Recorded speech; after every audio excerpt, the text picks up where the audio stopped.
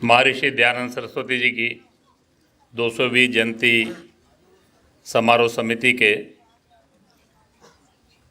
इस कार्यक्रम में हम सबके सौभाग्य से मंच पर विराजमान आज के कार्यक्रम के मुख्य अतिथि आर्य समाज की कल्पना के अनुरूप एक सक्रिय समर्पित जीवन जीने वाले केवल प्रसिद्ध उद्योगपति नहीं, समाज जीवन के प्रत्येक क्षेत्र में अपनी भूमिका अदा करने वाले और इस आयोजन में भी राष्ट्रीय जो समिति बनी है उसकी प्रमुख भूमिका में है, ऐसे श्री सुरेंद्र आर्य जी आज के इस कार्यक्रम में अपने ओजस्वी संबोधन से जिन्होंने हम सबको महर्षि दयानंद सरस्वती जी के जीवन, उनके कार्य और आज उसकी प्रासंगिकता, ऐसे सब विषयों से जिन्होंने परिचय कराया। उत्तराखंड से इतनी दूर से आए ऐसे संस्कृत के विद्वान, शिक्षक, प्रधानाचार्य, ऐसे डॉक्टर विनय कुमार जी विद्यालंकार अपनी इस आयोजन के अंदर राष्ट्रीय स्वयंसेवक संघ और यहाँ की सब आर्य समाज की संस्थाओं ने मिलकर इस कार्यक्रम का आयोजन किया। राष्ट्रीय स्वयंसेवक संघ के माननीय प्रांत संघ चालक डॉक्टर अनिल अग्रवाल जी, अपने इस कार्यक्रम के संयोजक श्री कीर्ति शर्मा जी, इस कार्यक्रम के सह संयोजक श्री सुनील कक्कड़ जी, और सबसे महत्वपूर्ण इस कार्यक्रम के अंदर अपनी प्रमुख भूमिका निभाने वाले ऐसे सभी आयोजन समिति के सदस्यगण, विभिन्न संस्थाओं के पदाधिकारी, भगिनी बंधुओं, आज के इस कार्यक्रम के अंदर प्रारंभ में उन्होंने बताया कि 10 फरवरी से 200वीं जयंती का ये कार्यक्रम प्रारंभ हुआ है। अभी बातचीत करते हुए श्री सुरेंद्र आर्य जी बता रहे थे कि प्रारंभ में 2 वर्ष के आयोजन की कल्पना बनी। यह वर्ष स्वामी दयानंद सरस्वती जी का 200वां वर्ष है, अगला वर्ष आर्य समाज की स्थापना का 150वां वर्ष है। 2 वर्ष के कार्यक्रम की योजना बनते बनते माननीय प्रधानमंत्री जी ने इनसे कहा कि आप 2 वर्ष नहीं 3 वर्ष इस कार्यक्रम को कीजिए और तीसरा वर्ष स्वामी श्रद्धानंद जी के बलिदान का भी 100वां वर्ष है। और संभवतः इन्होंने उसको स्वीकार करके अभी ये 2 वर्षीय नहीं 3 वर्षीय कार्यक्रम है। वास्तव में विचार रूप में जिस व्यक्तित्व ने अपना जीवन विचार दिया उसकी जयंती, कार्य रूप में जो आर्य समाज है वो जो खड़ा हुआ उसकी 150वीं जयंती, और कैसा कर्तृत्व उसके आधार पर चाहिए, ऐसे स्वामी श्रद्धानंद जी जैसे समर्पित महापुरुष की पुण्य स्मरण, ऐसे सारे विषयों का एक साथ 3 वर्षों के अंदर हम स्मरण करेंगे तो एक समग्रता में हम उसका स्मरण कर पाएंगे। यह कार्यक्रम यशस्वी होगा ये तो निश्चित है। कार्यक्रम का आयोजन प्रारंभ यही बता रहा है कि सारा समाज महर्षि दयानंद सरस्वती जी के जीवन के महत्व को समझकर तदनुरूप उसके प्रकाश में आगे जीवन चलने के लिए, बनाने के लिए कृत संकल्प है। ये आज का कार्यक्रम उसका संकेत दे रहा है। महापुरुषों की जयंती केवल महापुरुषों के जीवन का स्मरण नहीं होता, 4 बातें उसके साथ जुड़ी रहती हैं। जीवन और कर्तृत्व का स्मरण करते ही हम उससे प्रेरणा प्राप्त करते हैं, लेकिन ये एक उसका छोटा हिस्सा है। महर्षि दयानंद सरस्वती जी के जीवन को पढ़ना, उनके कर्तृत्व को पढ़ना, उनका गुणगान करना, उनको देवत्व के रूप में मानना, केवल इतना जयंती का उद्देश्य नहीं रहता। महापुरुषों की जयंती का जो बड़ा उद्देश्य रहता है, वास्तव में ये जो भारत है ये एक हजारों वर्षों की, लाखों वर्षों की यात्रा है। हमारा ये राष्ट्र जीवन चिरंतन, सनातन, अनादि, अनेक नामों से इसको हम पुकारते हैं। उसका कारण क्या है? हर कालखंड के अंदर उस कालखंड की आवश्यकता के अनुरूप इस देश के अंदर, इस धरती पर ईश्वर की योजना से किसी ना किसी विभूति ने जन्म लिया, और ये श्रृंखला ये निरंतर चलती जा रही है। वास्तव में जब हम उस महापुरुष का स्मरण करते हैं तो हम उस कालखंड का स्मरण करते हैं, उस परिस्थिति का स्मरण करते हैं। वो जो कालखंड था, उस कालखंड की चुनौतियां क्या थी उसका स्मरण करते हैं, और उसके अंदर उनका योगदान क्या था उसका स्मरण करते हैं। ये दूसरी बात है, जब भी किसी महापुरुष का स्मरण किया जाता है तो वो कालखंड, उसकी चुनौतियां, उनके योगदान का स्मरण करना, ये दूसरी बात रहती है। कोई भी जयंती जब आती है तो उसका जो तीसरा महत्वपूर्ण हिस्सा होता है, केवल महापुरुष का स्मरण नहीं, उस महापुरुष को हम आदर्श के रूप में स्वीकार करते हैं तो हम सब के आत्मावलोकन का भी वो विषय है। केवल उनके जीवन का अवलोकन नहीं करना, उनके कर्तृत्व का अवलोकन नहीं करना, उनके योगदान का अवलोकन नहीं करना, उसके प्रकाश में मैं कहां खड़ा हूं, अपना भी आत्मावलोकन करना। अगर मैंने उनको अपने आदर्श के रूप में, प्रेरक के रूप में स्वीकार किया है तो अपना कठोरतापूर्वक, निर्ममतापूर्वक आत्मावलोकन करते हुए अपने अपने बारे में भी विचार करना कि क्या तदनुरूप मैं जीवन जी रहा हूं क्या। ये तीसरा अवसर है, तीसरा विषय है जो ऐसी जयंती का उद्देश्य रहता है। और चौथा और महत्वपूर्ण बात है जो मुख्य वक्ता ने अंत में भी कहा, महर्षि दयानंद जी ने जो जीवन और विचार और उनका कर्तृत्व, उनका योगदान था, उसके प्रकाश में आज के भी सब प्रश्नों का उत्तर हम दे सकते हैं, प्राप्त कर सकते हैं। उन समस्याओं का समाधान और चुनौतियों का उत्तर जो आज हमारे सामने है, उनके मार्गदर्शन में हम वो भी कर सकते हैं। वास्तव में ये चारों बातें जो हैं, इसके लिए भी किसी भी महापुरुष की जयंती या उनका आयोजन ये रहता है।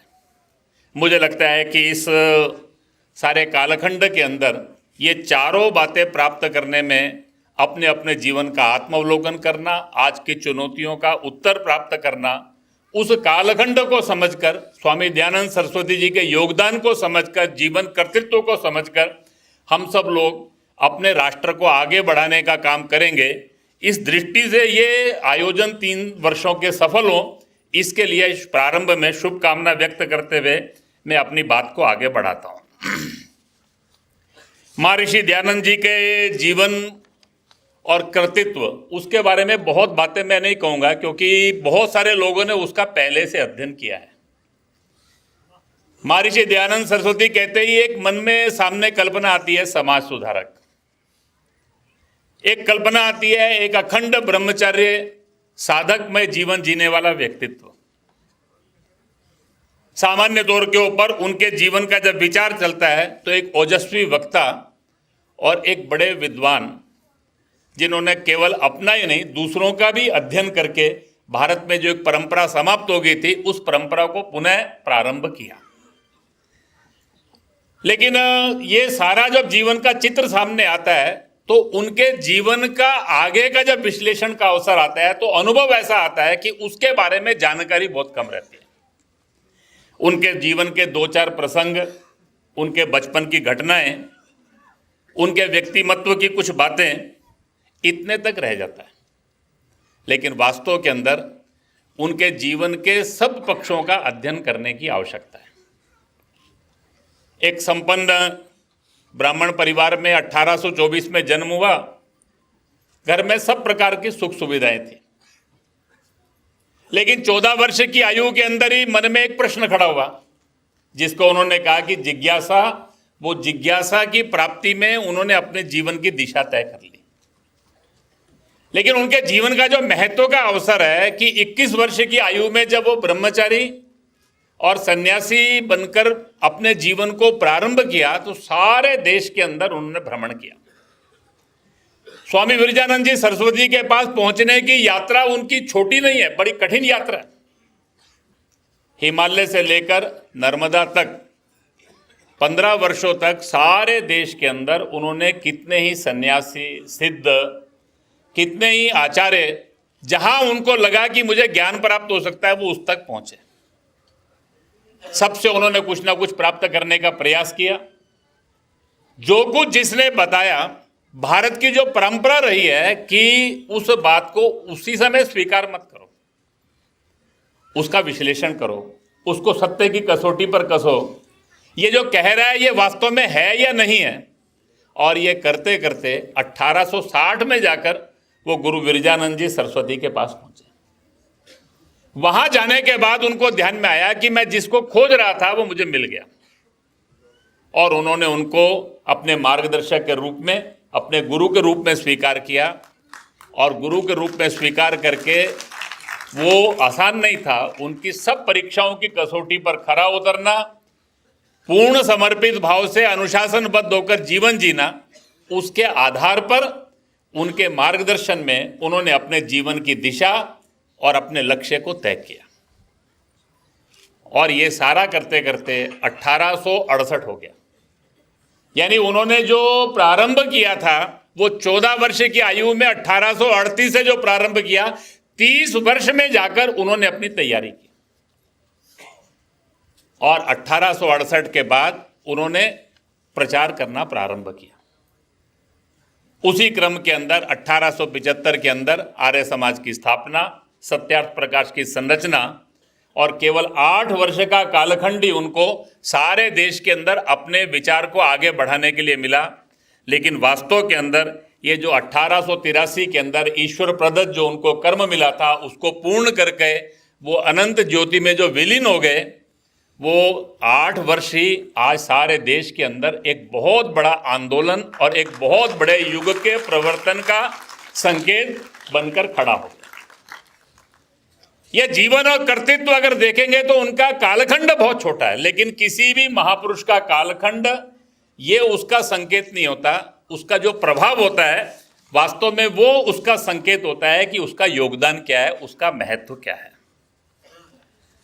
वास्तव के अंदर महर्षि दयानंद सरस्वती जी के जीवन की वास्तविक अगर हम सब लोगों के महत्व को समझना है तो जिस पृष्ठभूमि में उन्होंने कार्य प्रारंभ किया, वो पृष्ठभूमि क्या है ये समझने की जरूरत है। जिसका संकेत प्रारंभ के अंदर थोड़ा सा वीडियो के अंदर, फिल्म के अंदर भी था, डॉक्यूमेंट्री में भी था, और जिसका संकेत अपने वक्ताओं ने भी दिया। हजारों हजारों वर्षों की, लाखों वर्षों की अपनी इस राष्ट्र की यात्रा में महाभारत के काल के बाद अपने देश में दोष आने शुरू हो गए। कैसे हो गए ये नहीं कह सकते, लेकिन इतना निश्चित है कि उसके बाद अपने देश के अंदर बहुत सारी बातें ऐसी दिखाई देना प्रारंभ हो गई जो हमारे मूल विचार के विपरीत थी। लेकिन अपने देश के अंदर दोष आना, उसका परिमार्जन करने का प्रयास करना, ये सब क्रम चलते जा रहे थे। लेकिन समय के साथ साथ ये दोष जब लगातार चलते चले गए तो उस कालखंड के अंदर परस्पर संघर्ष, भेद और समाज जीवन के अंदर इन दोषों के कारण से अपने सत्य के विचार से जब दूर होना प्रारंभ होता है तो अनेक कमियां आना प्रारंभ होती है।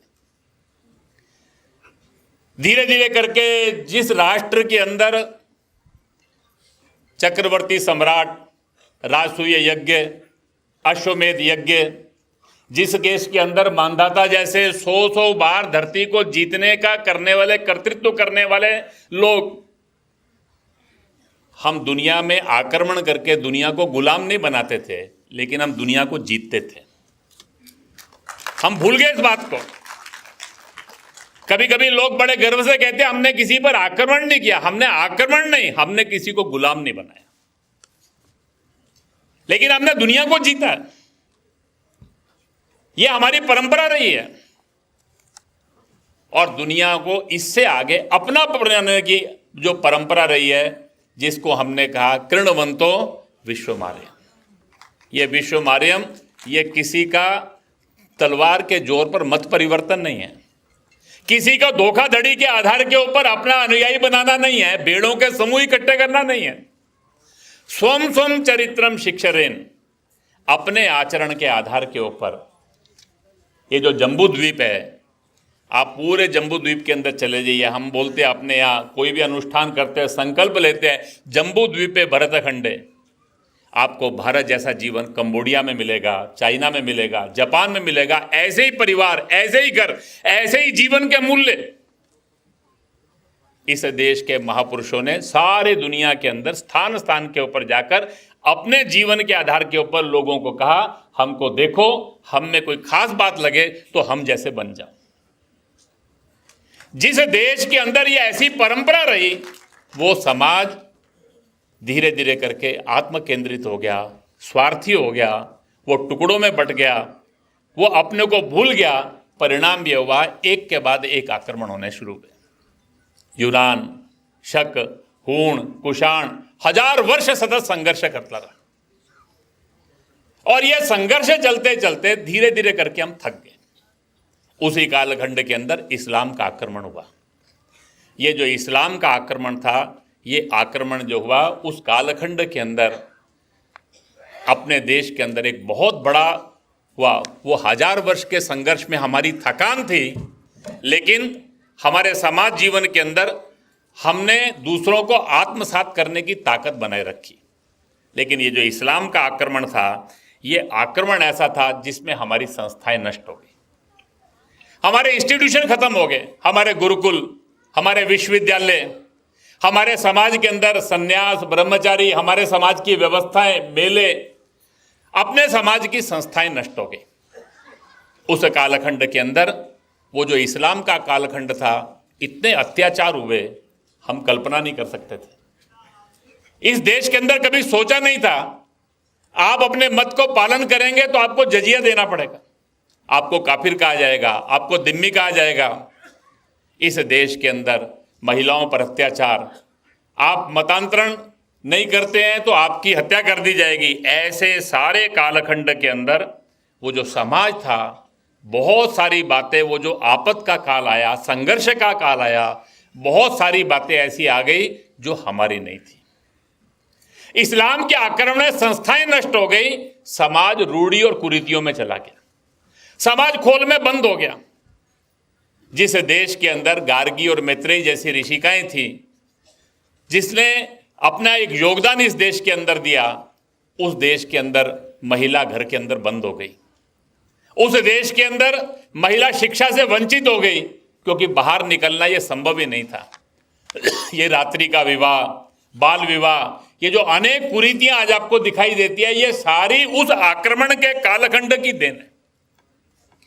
जैसे तैसे हम उस संघर्ष से जीतते हुए बाहर निकले तो अंग्रेज का आक्रमण हो गया, और वो जो अंग्रेज का आक्रमण था वो सर्वंकष आक्रमण था। उस आक्रमण के अंदर हम आत्मविस्मृति का शिकार हो गए, आत्महीनता का शिकार हो गए। ये जो हजारों वर्षों की यात्रा थी, जिस समय महर्षि दयानंद सरस्वती जी का जन्म हुआ, प्रादुर्भाव हुआ, उस समय की परिस्थिति क्या थी? परिस्थिति ऐसी थी कि इस देश के अंदर ये जो कालखंड था, इस कालखंड के अंदर वो जो विदेशी आक्रमण एक के बाद एक चले, इस्लाम के आक्रमण में संस्थाएं नष्ट हो गई, समाज रूढ़ी कुरीतियों से ग्रस्त हो गया, अंग्रेजों के आक्रमण के अंदर आत्मविस्मृति का शिकार हो गया, दूसरों के अनुकरण में ही मेरा हित है, ये भाव जिस समय जागृत हो गया, सारे समाज की ऐसी जब परिस्थिति थी, भारतीय ज्ञान परंपरा से समाज कट गया। उस कालखंड के अंदर स्वामी दयानंद सरस्वती जी ने आध्यात्मिकता के अधिष्ठान पर, मूल्यों पर आधारित, अपने सारे अनुभवों के आधार के ऊपर धर्म के सत्य स्वरूप को केवल पहचाना नहीं, सारे समाज के अंदर उन्होंने एक आंदोलन खड़ा किया, और उस आंदोलन के अंदर उन्होंने कहा कि इस देश को इस सारे में से मुक्त होना है, तो इस देश के अंदर हम सब लोगों को केवल एक बात की ओर जाना है, वो है हम क्या हैं ये समझना है, हमको कैसा जीवन जीना है ये समझना है। तो स्व प्रमाण वेद को पढ़िए और उसको पढ़ाने की व्यवस्था करिए। ये जो बीच के कालखंड के अंदर बहुत सारी बातें जो हमारे अंदर आ गई हैं, वो हमारी नहीं है। क्या करना, क्या नहीं करना, ये जो विषय है, ये निर्णय कौन करेगा? तो वेदों के आधार पर निर्णय करना, सत्य को ग्रहण करना, असत्य को नकारना। सत्य के आधार पर अपना जीवन आना चाहिए, असत्य को नकारिए, दूसरों का अध्ययन करिए, दूसरों का अध्ययन करके अगर उसमें कुछ श्रेष्ठ बात है तो उसको स्वीकार कर लीजिए, उसके अंदर जो कमियां हैं उसको भी नकारिए, उसको भी चुनौती दीजिए, और दूसरों का अध्ययन जो वो कहते हैं वो नहीं, अपनी दृष्टि से करिए, अपनी दृष्टि से उसका अध्ययन करिए। वो जो कह रहे हैं उसी को सत्य मत मानिए। वास्तव के अंदर स्वामी दयानंद सरस्वती जी ने अपने अल्पकाल के उस कर्तृत्व के 8 साल के अंदर सारे देश की चेतना को झंझोड़ दिया। सारे देश के अंदर उन्होंने उस कालखंड के अंदर वो जो समाज की जड़ता थी, उस जड़ता को समाप्त कर दिया। उस जड़ता को समाप्त करके और उन्होंने समाज जीवन के अंदर हर बात का निर्णय कैसे होगा, उचित और अनुचित का विचार करिए।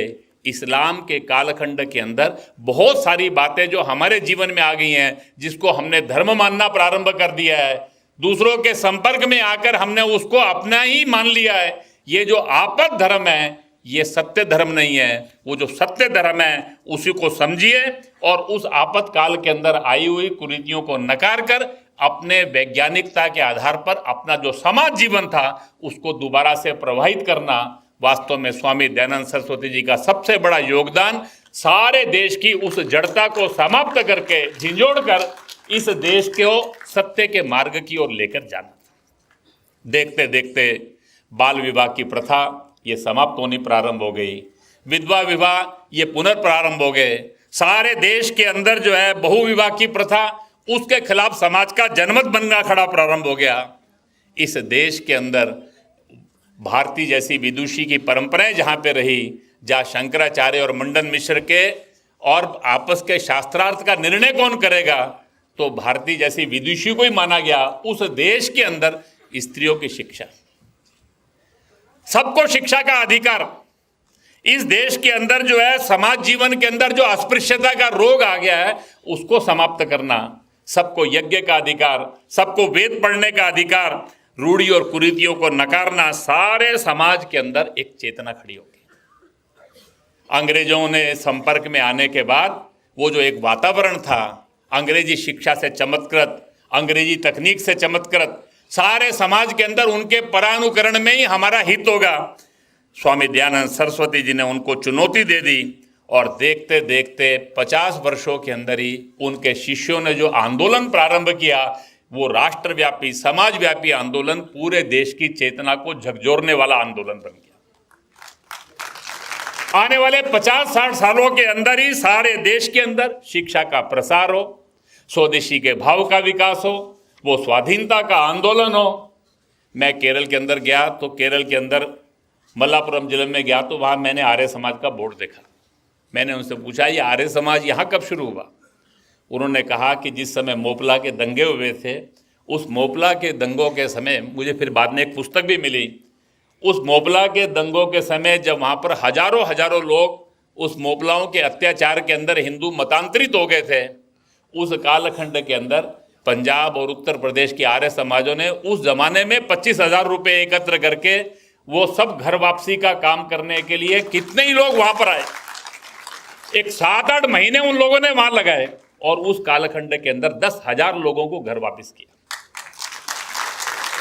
ये जो सारे देश का अद्भुत आंदोलन है, ये जो राष्ट्रीय चेतना का विकास हुआ, जिसको उन्होंने कहा कि उस निजाम के अत्याचारों से मुक्ति प्राप्त करनी है, तो ये सारे देश की जिम्मेदारी है। सारे देश के अंदर उस जमाने के अंदर आर्य समाज, वीर सावरकर, इन सब के नेतृत्व के अंदर जो आंदोलन खड़ा हुआ, उसके अंदर सारी राष्ट्रीय शक्तियों ने भूमिका निभाई। सारे देश के अंदर स्वामी दयानंद सरस्वती ने जो आंदोलन खड़ा किया, 50 वर्षों में वो आंदोलन समाजव्यापी, राष्ट्रव्यापी आंदोलन बन गया। वास्तव के अंदर आज भी बहुत सारी बातें देश के अंदर जो हमको होती हुई दिखाई दे रही हैं, वो सब बातों का बीजारोपण, सूत्रपात महर्षि दयानंद सरस्वती जी ने उस कालखंड के अंदर। आज इस सारे अवसर पर हम सब लोग जब एकत्र हैं, वो कालखंड, उस परिस्थिति को समझना। महर्षि दयानंद सरस्वती जी का जीवन, उनका योगदान, ये केवल उस कालखंड में प्रासंगिक नहीं था। आज के भी जितने प्रश्न हैं, वो सब प्रश्नों का उत्तर इसी में निकलता है। हम सब लोग अपने आसपास के अंदर समाज के प्रश्नों का विचार करना शुरू करें। मैं बहुत बार घरों में जाता हूं, हर व्यक्ति कहता है नई पीढ़ी व्यसनाधीनता का शिकार हो रही है, तरह तरह के व्यसन बढ़ रहे हैं, समाज के अंदर तनाव, परिवारों के तनाव, एक दूसरे के प्रति विश्वास, प्रेम, कितनी बातें ऐसी हमको दिखाई देती हैं। आज भौतिक साधन बढ़ गए, संसाधन बढ़ गए, लेकिन सुख नहीं है। अंदर समाधान क्या है? वो जो समाधान है वो एक ही बात के अंदर है। वो जो हमारे वैदिक जीवन के अंदर जो हमको दिशा मिली, महर्षि दयानंद सरस्वती जी ने उसका जो हमको दोबारा से कहा, वो था ब्रह्मचर्य के आधार पर जीवन जीना। ये जो ब्रह्मचर्य है ये केवल अपनी शिक्षा ग्रहण करते समय का ब्रह्मचर्य नहीं है।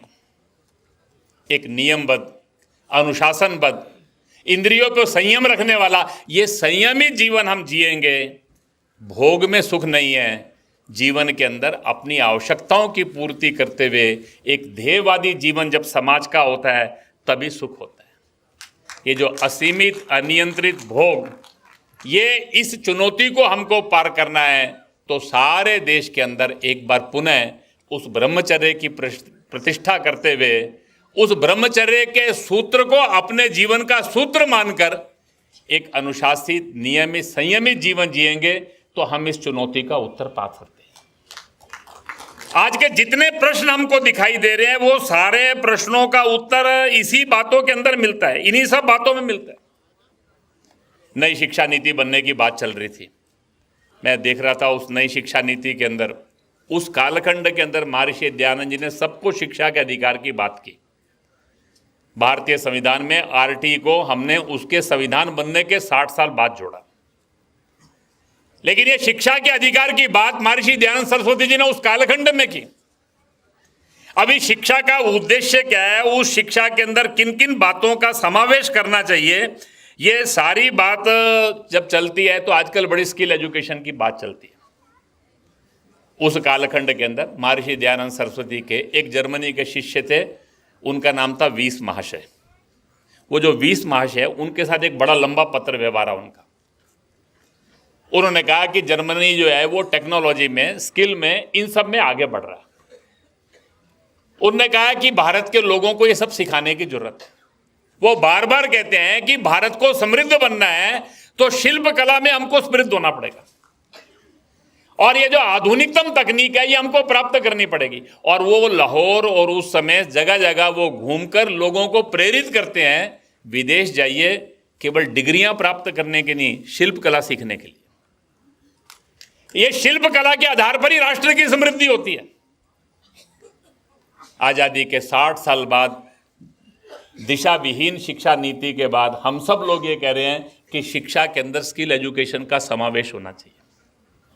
महर्षि दयानंद सरस्वती जी ने उस कालखंड के अंदर ये जो शिक्षा का उद्देश्य क्या है, उस पत्र व्यवहार को पढ़ेंगे तो उसके अंदर हमको अनेक बातें ध्यान में आ जाएंगी।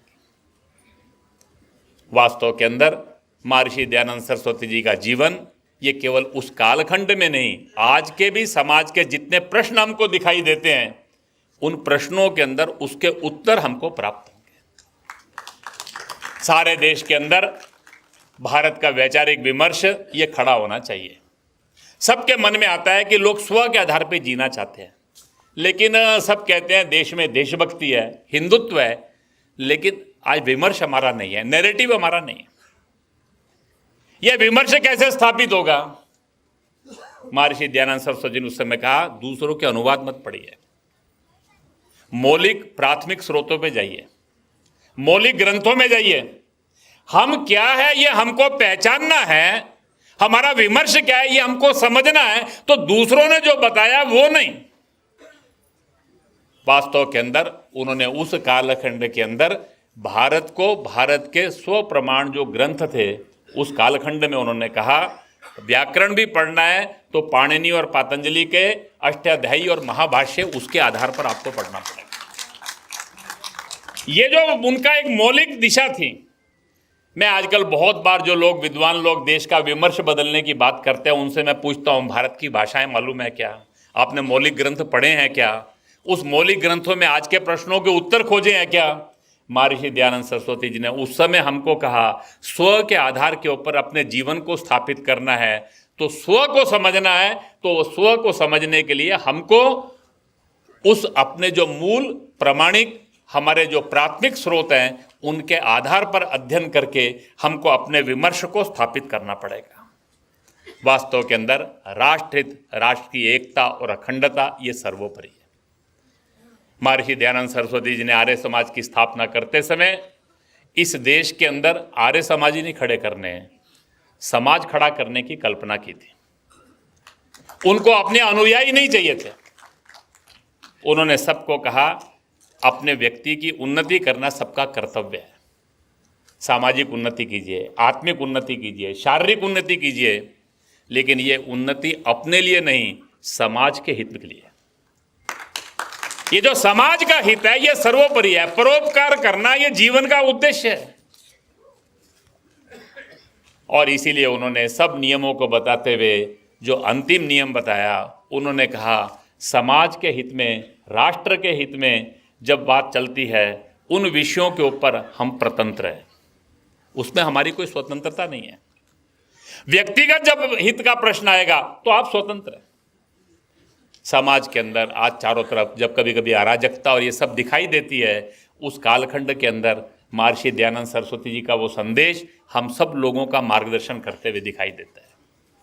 समाज हित, राष्ट्र हित जो है सर्वोपरि है, उसके लिए अपने मत को उसमें विलीन कर दीजिए। आप स्वतंत्र नहीं है, परतंत्र हैं। वास्तव के अंदर महर्षि दयानंद सरस्वती जी ने जो आंदोलन खड़ा किया, वो आंदोलन हम सब लोगों के लिए आज अपने सबके आत्मावलोकन का अवसर है। महर्षि दयानंद जी को अपने अनुयायी नहीं चाहिए थे, उनको कुछ जीवन चाहिए थे। वो जीवन जो समाज और राष्ट्र के लिए जीने वाले थे। हम सब लोग जिन्होंने उनके जीवन का अनुसरण किया, जिसका स्मरण हम कर रहे थे, वो लाला लाजपत राय, श्यामजी कृष्ण वर्मा, पंडित लेखराज जी, महर्षि स्वामी श्रद्धानंद सरस्वती, ऐसे सब लोगों की श्रृंखला में हम सब लोग अपने अपने बारे में विचार करें। मैं क्या खड़ा हूँ, वो अपने को विचार करते हुए उस श्रृंखला में मैं हूँ क्या, ये निर्धारण करते हुए, संकल्प करते हुए हम सब अपने जीवन का आवश्यक परिवर्तन लाते हुए, समाज के युग अनुकूल प्रश्नों का समाधान करते हुए, कृणवंतो विश्व मार्यम की क्षमता के अनुरूप राष्ट्र का निर्माण करने में अपनी भूमिका अदा करने का संकल्प लेंगे तो ये 200वीं जयंती का समारोह, आने वाले 2-3 वर्ष के आयोजन, इस देश के अंदर वो जो युग का परिवर्तन महर्षि दयानंद सरस्वती जी ने किया, उसको आगे बढ़ाने वाला होगा। इसके लिए हम सब लोग अपनी अपनी भूमिका का विचार करें। इतना अनुरोध कर आप सबका धन्यवाद करते हुए इस समय मैं अपने संबोधन को पूर्ण करता हूँ।